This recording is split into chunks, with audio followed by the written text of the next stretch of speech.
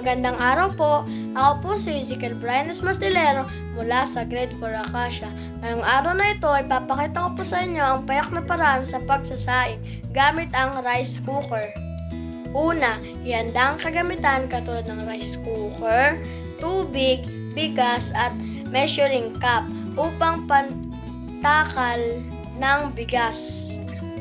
Pangalawa, ihanda ang kaldero ng rice cooker at ito ay takalan ng iyong sasaingin.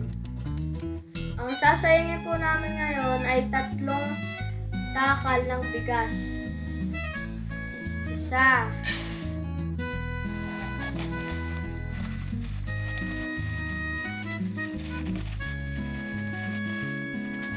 Dalawa.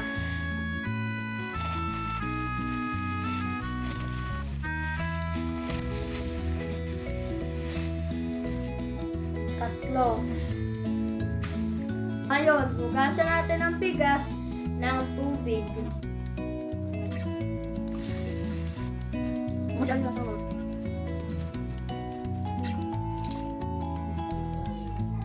At itapon natin ang ating ginamit na tubig.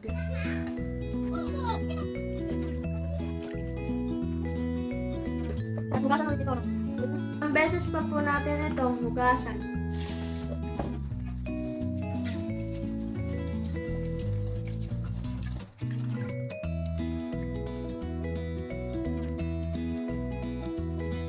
At ito ay itapon ulit ang ating pinagamitan na tubig.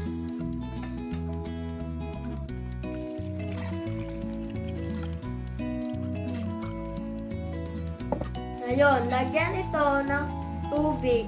3 cup na tubig. Isa. 2. At 3.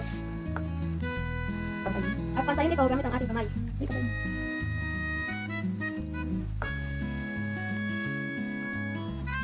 Pantayin. At pantayin ito gamit ang ating kamay. Hindi pantayin.